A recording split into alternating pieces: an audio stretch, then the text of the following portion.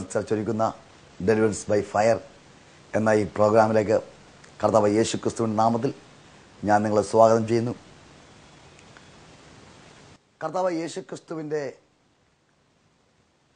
സ്വർഗാരോഹണത്തിന് തൊട്ടു മുമ്പ് ശിഷ്യന്മാർ യേശുവിനോട് ചോദിച്ചു, യേശുവേ, ഇസ്രായേലിന് ഈ കാലത്തിലോ നീ രാജ്യം യഥാസ്ഥാനം താക്കി കൊടുക്കുന്നത്? യേശു പറഞ്ഞു, പിതാവിൻ്റെ സ്വന്തം അധികാരത്തിലുള്ളത് അറിയാൻ നിങ്ങൾക്ക് ആവശ്യമില്ല. എന്നാൽ പരിശുദ്ധാത്മാവ് നിങ്ങളുടെ മേൽ വരും. നിങ്ങൾക്ക് ശക്തി ലഭിച്ച് യെരുശലേമിലും യഹൂദയിൽ എല്ലായിടത്തും ശമര്യയിലും ഭൂമിയുടെ അറ്റത്തോളം നിങ്ങൾ എൻ്റെ സാക്ഷിയാകും.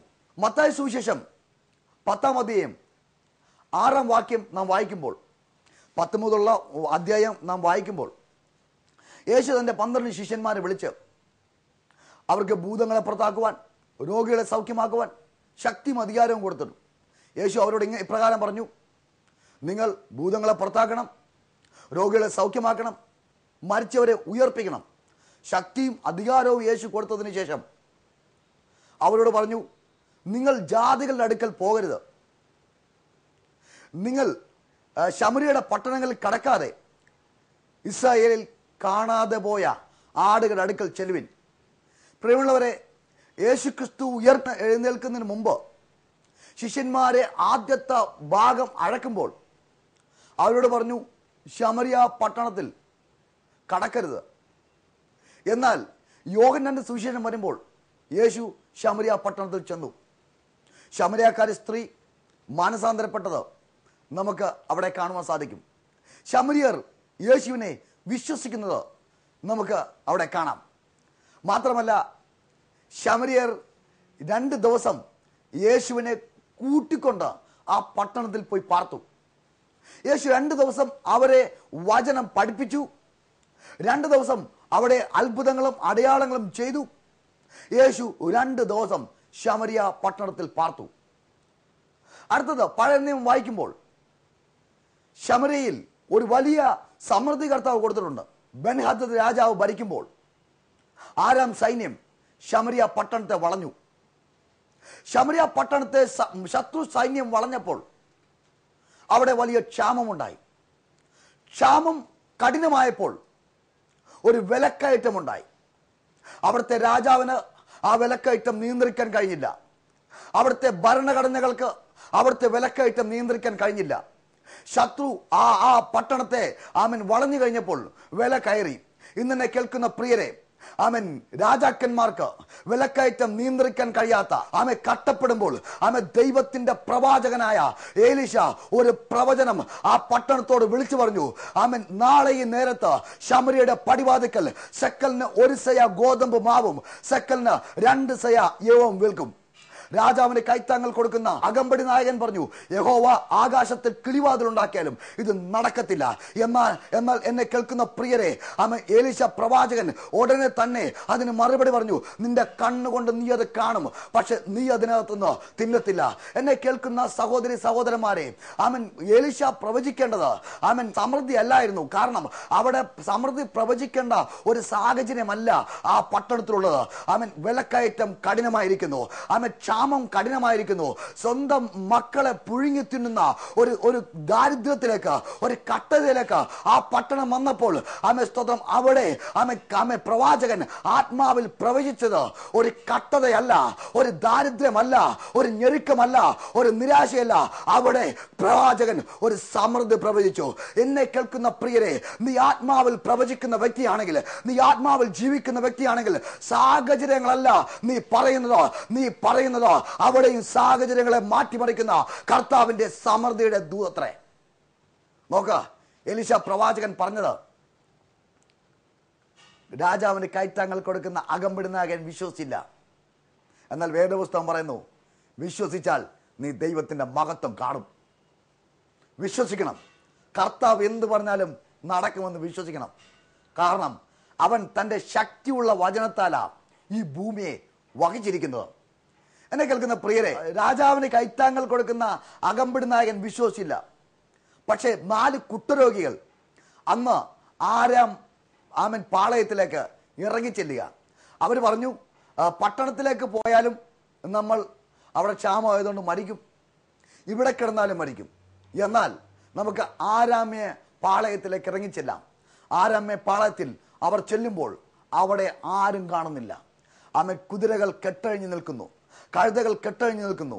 ഇവർ ആദ്യം കണ്ട ഒരു കൂടാരത്തിലേക്ക് ഇവർ ഓടിച്ചെന്ന് കൂടാരത്തിന്റെ വാതിൽ തുറന്നു. അവിടെയുള്ള ഭക്ഷണ സാധനങ്ങൾ യഥേഷ്ടം ഭക്ഷിച്ചു. അവർക്ക് എടുക്കാവുന്നത്രം സ്വർണവും എടുക്കാവുന്നത്രം വെള്ളിയും എടുത്തിട്ട് അവർ അടുത്ത കൂടാരത്തിൽ ചെന്നു അവർ എടുത്തു. എന്നെ കേൾക്കുന്ന പ്രിയരെ, ശത്രുവിന്റെ പാളയത്തിലേക്ക് ആരിറങ്ങി ചെല്ലുന്നുവോ അവൻ സമൃദ്ധി കാണും. ഇത് ശത്രു നിന്റെ വീട്ടിലേക്ക് വരുന്നതിന് മുമ്പ് നിന്നെ ഒതുക്കാൻ നോക്കുന്ന ശത്രു എവിടെയാണോ അങ്ങോട്ട് നീ ആത്മാവിൽ സഞ്ചരിക്കാൻ നീ തയ്യാറായാൽ നിന്റെ കുടുംബത്തിൽ ആരും സമൃദ്ധി അനുഭവിക്കുന്നതിന് മുമ്പ് നിനക്ക് സമൃദ്ധി അനുഭവിക്കാൻ സാധിക്കും. കുഷ്ഠരോഗികളാണ്, പക്ഷെ ആരാം പാളയത്തിൽ അവർ ചെന്നു, അവർ തിന്നു തൃപ്തരായി. അവർ രാജാവിനോട് ഈ വാർത്ത അറിയിച്ചു. രാജാവ് നോക്കിയപ്പോൾ ആരാമ്യർ ആരുമില്ല. ആരാമ്യരെ ദൈവം അവിടെ നിന്ന് ഓടിച്ചു കളഞ്ഞു. ദൈവം ഒരു മഹാസൈന്യത്തിൻ്റെ ആരവാരവം കേൾപ്പിച്ചു. ഇന്നെ കേൾക്കുന്ന പ്രിയരെ, നിങ്ങളോട് പറഞ്ഞ വാഗ്ദത്തം നിവർത്തിക്കാൻ ദൈവത്തിന് കുതിരയുടെ ആവശ്യമില്ല, രഥത്തിൻ്റെ ആവശ്യമില്ല, ദൈവത്തിന് വാളോ കുന്തമോ ആവശ്യമില്ല. ദൈവത്തിൻ്റെ ശബ്ദം മുഴക്കിയാൽ എത്ര സൈന്യമാണെങ്കിലും എത്ര ശത്രുവാണെങ്കിലും ആ ദൈവത്തിന്റെ ശബ്ദത്തിൽ അവർ പേടിച്ച് പിന്മാറിപ്പോയി. സ്തോത്രം. യേശുവിന്റെ വാക്ക് പറഞ്ഞതുപോലെ യേശു സംസാരിച്ചതുപോലെ പിറ്റേ ദിവസം രാവിലെ സക്കലിന് 1 സയ ഗോതമ്പുമാവും സക്കലിന് 2 സയ യവവും ശമരിയുടെ പടിവാതിക്കൽ പിറ്റേ ദിവസം വിറ്റു. സ്തോത്രം. രാജാവിന് കൈത്തങ്ങൾ കൊടുക്കുന്ന അകമ്പടി നായകനെ ജനം അന്ന് പകൽ ചവിട്ടിക്കളഞ്ഞു. എന്നെ കേൾക്കുന്ന പ്രിയരെ, വിശ്വസിച്ചാൽ നീ ദൈവത്തിന്റെ മഹത്വം കാണുക. അവിശ്വസിച്ചാൽ ദൈവ മഹത്വം ഇറങ്ങുമ്പോൾ നിന്നെ കാണുവാൻ അവിടെ ഉണ്ടാകത്തില്ല. ശമരിയ പട്ടണത്തിലെ ക്ഷാമം മാറ്റിയ ഒരു കർത്താവ്. ഇന്നെ കേൾക്കുന്ന പ്രിയരെ, നിങ്ങളുടെ ക്ഷാമം മാറ്റുവാനും എൻ്റെ കർത്താവിനെ കൊണ്ട് സാധിക്കും. അടുത്തതായിട്ട്, ശമരിയർ നന്ദിയുള്ളവരാണ്. 10 കുഷ്ഠരോഗികൾ സൗഖ്യമായി. ലൂക്കോസിന്റെ സുവിശേഷം 17-ാം അധ്യായം നാം വായിക്കുമ്പോൾ അവിടെ കാണുവാൻ സാധിക്കുന്നത് 10 കുഷ്ഠരോഗികളെ യേശു സൗഖ്യമാക്കുന്നു. 10 പേരും പുരോഹിതന്മാരെ കാണുവാൻ പോകയിൽ സൗഖ്യം പ്രാപിച്ചു. ഒരുവൻ ഉറക്കെ വിളിച്ചുകൊണ്ട് നന്ദി പറഞ്ഞുകൊണ്ട് യേശുവിന്റെ അടുക്കൽ വന്നു. യേശുവേ, ഞാൻ കുഷ്ഠരോഗിയായിരുന്നു. നീ പറഞ്ഞ വാക്ക് വിശ്വസിച്ചുകൊണ്ട് ഞാൻ പുരോഹിതനെ കാണിക്കാൻ വേണ്ടി പോകുമ്പോൾ ഞാൻ സൗഖ്യമായി. യേശുവേ നന്ദി. നീ ചെയ്ത അത്ഭുതത്തിന്, നീ ചെയ്ത ഉപകാരത്തിന് നന്ദി പറഞ്ഞുകൊണ്ട് യേശുവിൻ്റെ അടുക്കൽ വന്ന ഒരു വ്യക്തി, അവൻ ഒരു ശമരിയനായിരുന്നു. യേശു ക്രിസ്തു ലൂക്കോസിന്റെ സുവിശേഷം 10-ാം അധ്യായം 30-ാം വാക്യം വായിക്കുമ്പോൾ അവിടെ ഒരു ഉപമ പറയുന്നത് ഒരു ശമരിയക്കാരനെ കുറിച്ചാണ്. യേശു ക്രിസ്തുവിൻ്റെ അടുക്കൽ ഒരു ന്യായശാസ്ത്രി വന്ന് യേശുവിനോട് ചോദിച്ചു, നിത്യജീവൻ പ്രാപിക്കാൻ എന്ത് ചെയ്യണം? യേശു അവനോട് ചോദിച്ചു, നീ എങ്ങനെ വായിക്കുന്നു? ന്യായപ്രമാണത്തിൽ എന്ത് എഴുതിയിരിക്കുന്നു എന്ന് ചോദിച്ചപ്പോൾ ആ ന്യായശാസ്ത്രി യേശുവിനോട് പറഞ്ഞു, നിന്റെ ദൈവമായ കർത്താവിനെ പൂർണ്ണ ഹൃദയത്തോടും പൂർണ്ണ ആത്മാവോടും പൂർണ്ണ ശക്തിയോടും പൂർണ്ണ മനസ്സോടും കൂടെ സ്നേഹിക്കണം. കൂട്ടുകാരനെ നിന്നെപ്പോലെ തന്നെ സ്നേഹിക്കണം. യേശു ആ ന്യായശാസ്ത്രിയുടെ മുഖത്ത് നോക്കിയിട്ട് പറഞ്ഞു, നീ പോയി അങ്ങനെ ചെയ്യുക, എന്നാൽ നീ ജീവിക്കും. ന്യായശാസ്ത്രി ഉടനെ യേശുവിനോട് ചോദിച്ചു, എൻ്റെ കൂട്ടുകാരൻ ആര്? യേശുവിനെ കൊടുക്കാൻ വേണ്ടി ചോദിച്ചാ. അപ്പോൾ യേശു ഒരു ഉപമ പറയുക. ഒരു മനുഷ്യൻ യെരുശലേമിൽ നിന്ന് യെരിഹോവിലേക്ക് പോകുമ്പോൾ കള്ളന്മാരുടെ കയ്യിൽ അകപ്പെട്ടു. അവനെ വസ്ത്രമഴിപ്പിച്ച് മുറിവേൽപ്പിച്ച് അർദ്ധപ്രാണനായിട്ട് അവിടെ ഇട്ടേച്ചു പോയി. ആ വഴി ഒരു പുരോഹിതൻ വന്നു, കണ്ടിട്ട് മാറിക്കടന്നുപോയി. അതുപോലെ ഒരു ലേവ്യനും വന്നു, കണ്ടിട്ട് മാറിക്കടന്നുപോയി. അതുവഴി ഒരു ശമരിയാക്കാരൻ വന്നു, മനസ്സലിഞ്ഞ് അവൻ്റെ അടുക്കൽ ചെന്നു. എന്നെ കേൾക്കുന്ന പ്രിയരെ, പുരോഹിതനാണ് ആ മുറിവേറ്റ വ്യക്തിയുടെ അടുക്കൽ ചെല്ലേണ്ടത്. ലേവിനാണ് ഇവൻ്റെ അടുക്കൽ ചെല്ലേണ്ടത്. പുരോഹിതൻ കണ്ടിട്ട് മാറിക്കടന്നുപോയി. എന്നെ കേൾക്കുന്ന പ്രിയരെ, നീ മുറിവേറ്റ് കിടക്കുന്നത് കണ്ടിട്ട് മാറിക്കടന്നുപോയ ഒത്തിരി പേരുണ്ടാകാം. പക്ഷെ നീ മുറിവേറ്റ് കിടക്കുന്നത് ശമരിയാക്കാരൻ കണ്ടാൽ മാറിക്കടന്നു പോകത്തില്ല. എന്തുകൊണ്ടാണ് ഈ പുരോഹിതൻ കണ്ടിട്ട് മാറിക്കടന്നുപോയത്? ലേവ്യ പുസ്തകം 21 അധ്യായം 1 മുതൽ 3 വരെ വാക്യങ്ങൾ വായിക്കുമ്പോൾ, ഒരു പുരോഹിതൻ ശവത്തെ തൊട്ട് അശുദ്ധനാകരുത്. അവന് എത്രയും വേണ്ടപ്പെട്ടവരാണെങ്കിൽ, എന്ന് പറഞ്ഞാൽ അമ്മയോ അപ്പനോ മകനോ മകളോ സഹോദരനോ വിവാഹം കഴിക്കാത്ത കന്യകയായ സഹോദരിയോ ആരെങ്കിലും ആണെങ്കിൽ അവന് ശവത്തെ തൊടാം. പുരോഹിതൻ നോക്കിയപ്പോൾ ഈ മുറിവേറ്റ വ്യക്തി അവൻ്റെ അമ്മയല്ല, അവൻ്റെ അപ്പനല്ല, അവൻ്റെ സഹോദരനുമല്ല, അവൻ്റെ സഹോദരിയുമല്ല, അവൻ്റെ മക്കളുമല്ല. അതുകൊണ്ട് മാറിക്കടന്നുപോയി. എന്നാൽ ന്യായപ്രമാണം ഈ പുരോഹിതനെ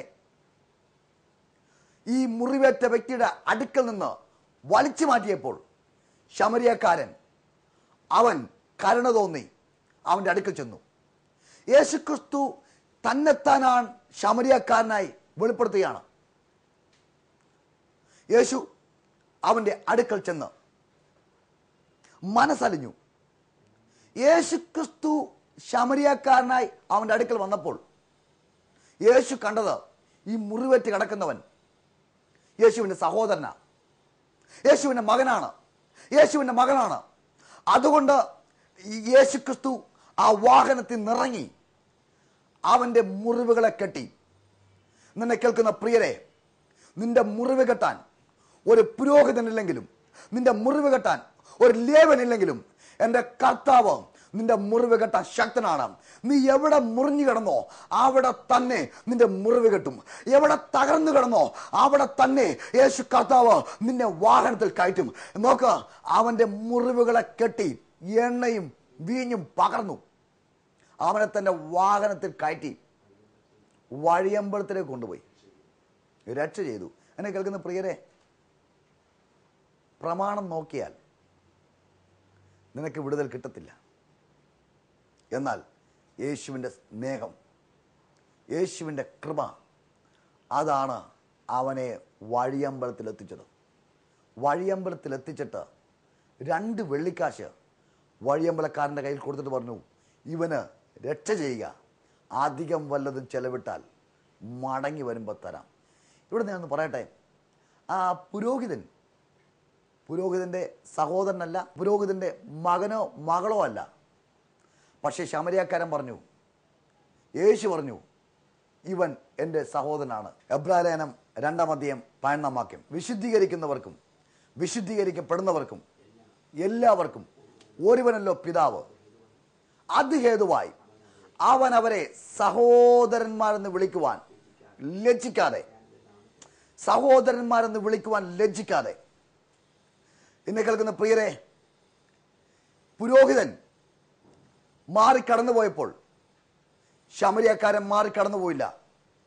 വിശുദ്ധീകരിക്കുന്നവർക്കും വിശുദ്ധീകരിക്കപ്പെടുന്നവർക്കും എല്ലാവർക്കും ഒരുവനല്ലോ പിതാവ്, അതുകൊണ്ട് അവൻ അവരെ സഹോദരന്മാരെന്ന് വിളിക്കുവാൻ ലജ്ജിച്ചില്ല. അപ്പോൾ ശമരിയക്കാരൻ നോക്കുമ്പോൾ ഇത് മുറിവേറ്റ് കിടക്കുന്നത് എൻ്റെ സഹോദരനാണ്.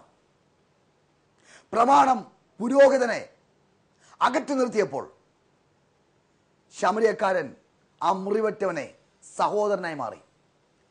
അടുത്തൊരു ഭാഗം 14 വാക്യം, എബ്രായലേഖനം 2 അധ്യായം 14 വാക്യം, മക്കൾ ജഡരക്തങ്ങളോട് കൂടിയവരാകൊണ്ട് അവനും അവരെ പോലെ ജഡരക്തങ്ങളോട് കൂടിയവനായി മരണത്തിന്റെ അധികാരിയായ പിശാചിനെ തന്റെ മരണത്താൽ നീക്കി ജീവപര്യന്തം മരണഭീതിയിൽ അടിമകളായിരുന്നവരൊക്കെയും വിടുവിച്ചു. നോക്ക, മക്കൾ ജഡരക്തങ്ങളോട് കൂടിയവരാകിയാൽ അവനും അവരെ പോലെ ജഡരക്തങ്ങളോട് കൂടിയവനായി മരണത്തിന്റെ അധികാരിയായ പിശാചിനെ തൻ്റെ മരണത്താൽ നീക്കി. അപ്പോൾ ഇവിടെ മുറിവേറ്റ് കിടക്കുന്ന ആ വ്യക്തി ഈ ശമരിയക്കാരൻ്റെ മകനായിട്ട് മാറുക, യേശുവിൻ്റെ മകനായിട്ട് മാറുക. മക്കൾ ജഡരക്തങ്ങളോട് കൂടിയവരാകൊണ്ട് അവനും അവരെ പോലെ ജഡരക്തങ്ങളോട് കൂടിയവനായി മരണത്തിൻ്റെ അധികാരിയായ പിശാചിനെ തൻ്റെ മരണത്താൽ നീക്കി ജീവപര്യന്തം മരണഭീതിയിലായിരുന്നവർക്ക് ഒക്കെയും വിടുവിച്ചു. ഈ ദൂത് കേൾക്കുമ്പോൾ ഇപ്പോൾ ഞാൻ നിങ്ങളോട് പറയാം, ചില മരണഭീതി, ഈ രോഗം എന്നെ കൊല്ലുമോ, ഈ കടഭാരം എന്നെ കൊല്ലുമോ, ഈ പരാജയം, ഈ നാണക്കേട് എന്നെ തകർക്കുമോ, ജീവപര്യന്തം ഞാൻ ഈ ഭീതിയോടെ നടക്കേണ്ടി വരുമോ?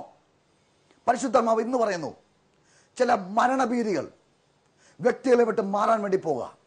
ചില മരണ ഭയങ്ങൾ കർത്താവ് യേശുക്രിസ്തുവിന്റെ നാമത്തിൽ ഇപ്പോൾ വിട്ട് മാറുകയാണ്. ഇവിടെ വായിക്കുന്നു, സഹോദരന്മാർ ജഡരക്തങ്ങളോട് കൂടിയവരാകൊണ്ട് അവനും അവരെ പോലെ ജഡരക്തങ്ങളുള്ളവനായിട്ട് ഈ ഭൂമിയിൽ ഇറങ്ങി വന്നു.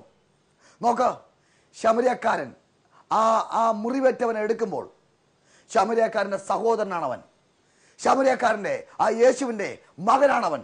അതുകൊണ്ട് വാഹനത്തിൽ കയറ്റി വഴിയമ്പലത്തിൽ കൊണ്ടുവന്ന് അവന് രക്ഷ ചെയ്തു.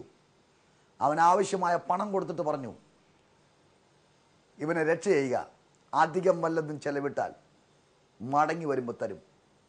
ഇതിനകത്ത് ഒരു ദൂതൻ വിളിച്ചു പറയാം, അവനെ കൈക്കൊണ്ട് അവൻ്റെ നാമത്തിൽ വിശ്വസിക്കുന്ന ഏവർക്കും ദൈവമക്കളാകുവാൻ അവൻ അധികാരം കൊടുത്തു. 2, വിശുദ്ധീകരിക്കുന്നവർക്കും വിശുദ്ധീകരിക്കപ്പെടുന്നവർക്കും ഒരുവനല്ലോ പിതാവ്, അതുകൊണ്ട് അവനവരെ സഹോദരന്മാരെന്ന് വിളിക്കുവാൻ ലജ്ജിച്ചില്ല. അപ്പോൾ മകനാണ്, വിശുദ്ധീകരണം പ്രാപിച്ചവൻ സഹോദരനാണ്. പക്ഷേ സത്യത്തിൽ കൊണ്ടുപോയി ആക്കി 2 വെള്ളിക്കാശ് കൊടുത്ത് അധികം വല്ലതും ചെലവിട്ടാൽ മടങ്ങി വരുമ്പോൾ തരാം എന്ന് പറഞ്ഞത് കാന്തയെയാണ്. രക്ഷിക്കപ്പെടുമ്പോൾ നിങ്ങൾ മകനാകുന്നു, വിശുദ്ധീകരണം പ്രാപിക്കുമ്പോൾ നിങ്ങൾ സഹോദരനാകുന്നു. നീ സത്യത്തിൽ വന്ന് ആക്കപ്പെട്ട് നിനക്ക് ആവശ്യമായത് അവിടെ കൊടുത്തിട്ട് മടങ്ങി വരുമ്പോൾ തരാം എന്ന് പറഞ്ഞത്, മടങ്ങി വരുന്നത് മകന് വേണ്ടിയല്ല, സഹോദരന് വേണ്ടിയല്ല. കർത്താവ് യേശുക്രിസ്തു മടങ്ങി വരുന്നത് തൻ്റെ കാന്തയെ ചേർക്കാനാ, തൻ്റെ സഭയെ ചേർക്കാനാ. എന്നെ കേൾക്കുന്ന പ്രിയരെ, നമ്മുടെ കർത്താവ് മടങ്ങി വരും. മടങ്ങി വരുന്നത് അവൻ മകനെ കൊണ്ടുപോകാനല്ല, സഹോദരനെ കൊണ്ടുപോകാനല്ല, തൻ്റെ കാന്തയെ കൊണ്ടുപോകാൻ. വെളിപ്പാട് പുസ്തകം പറയുന്നു, കാന്തയും തന്നെത്താൻ ഒരുക്കി കാത്തിരിക്കുന്നു. കർത്താവിൻ്റെ വരവിന് വേണ്ടി ഒരുങ്ങുന്ന ഒരു വ്യക്തി തന്നെത്താൻ ഒരുക്കണം. യേശുക്രിസ്തു ഒരു ശമരിയക്കാരനായി തന്നെ വെളിപ്പെടുത്തി. എന്നിട്ട് ആ ന്യായശാസ്ത്രിയോട് ചോദിച്ചു, ഇവരിൽ ഈ 3 ആര് അവന് സ്നേഹിതനായി? അപ്പോൾ പറഞ്ഞു, അവന് കരുണ ചെയ്തവൻ അവന് സ്നേഹിതനായി. നീയും പോയി അങ്ങനെ തന്നെ ചെയ്യുക, എന്നാൽ നീ ജീവിക്കും.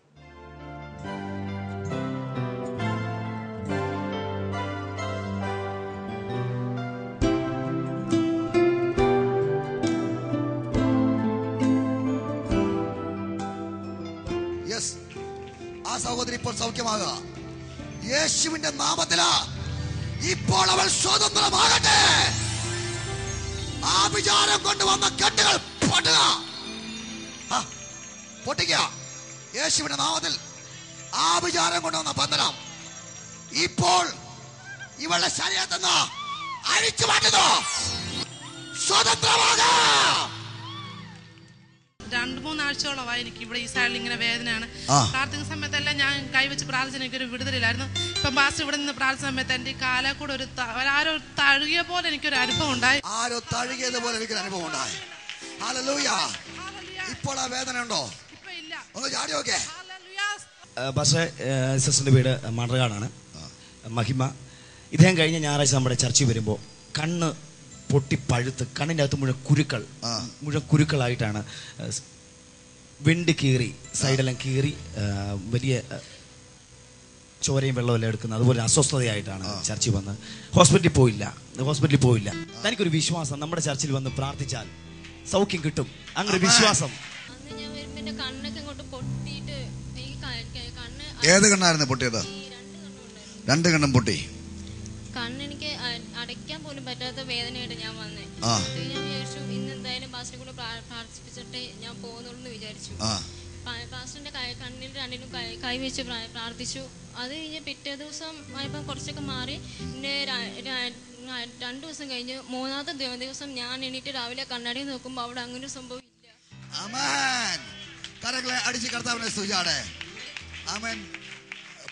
അന്ന് കുറച്ച് മാറി, പിറ്റേ ദിവസം കുറച്ചുണ്ടായിരുന്നു. 2ാം ദിവസം കണ്ണാടി നോക്കുമ്പോൾ അങ്ങനെ ഒരു സംഭവമില്ല. ആ മുറിവിന്റെ പാടുവലം ഉണ്ടോ ഇപ്പൊ കണ്ടില്ലേ? ഭയങ്കര കട്ടിയായിട്ടാണ് സ്കിൻ ഇരുന്നത്. ഇപ്പൊ അവിടെ നല്ല സോഫ്റ്റ് ആണ്. കട്ടിയായിട്ട് സ്കിൻ ഇരുന്നു. ഇപ്പോൾ കർത്താവ് അത്ഭുതകരമായി സൗഖ്യമാക്കി. കരങ്ങളെ ഉയർത്തി കർത്താവിനെ സൂചിച്ചാടെ. 1.5 വർഷമായിട്ട് ഈ കുഞ്ഞിന് തലവേദനയായിരുന്നു. തലവേദനയല്ല, സ്കൂളിൽ പോകാൻ പറ്റുന്നില്ലായിരുന്നു. കഴിഞ്ഞ മുമ്പത്തെ ഞായറാഴ്ച ഇവിടെ വെച്ചാൽ വാദക്കൊച്ചനെ പ്രാർത്ഥിച്ചപ്പോൾ താഴെ പോയി പറഞ്ഞു. വീട്ടിലൊരു മീറ്റിംഗ് ഒക്കെ ഞങ്ങൾ പ്രാർത്ഥിക്കാം, സമയമില്ലെന്ന് പറഞ്ഞു. അതുകൊണ്ട് വീട്ടിൽ സെൽ മീറ്റിംഗ് വെച്ച് പ്രാർത്ഥിച്ചു. ചെന്ന് കയറി ആരാധന തുടങ്ങി അങ്ങോട്ട് ഇളകി. 6 ദുർഭൂതങ്ങൾ ഇളകി. അവരെ പറഞ്ഞു 1.5 വർഷമായിട്ട് ഇവിടെ തകർക്കാൻ, ഇവിടെ കുടുംബത്തെ ദേശത്തെ നിന്നയാക്കും. എന്നാൽ കൃപയാൽ കർത്താവ് സകല ബന്ധനങ്ങളെ അഴിച്ച് ആ കുടുംബത്തെ സ്വതന്ത്രമാക്കി. മോളെ, നിനക്ക് എന്താ സംഭവിച്ച പ്രാർത്ഥിച്ചപ്പോ?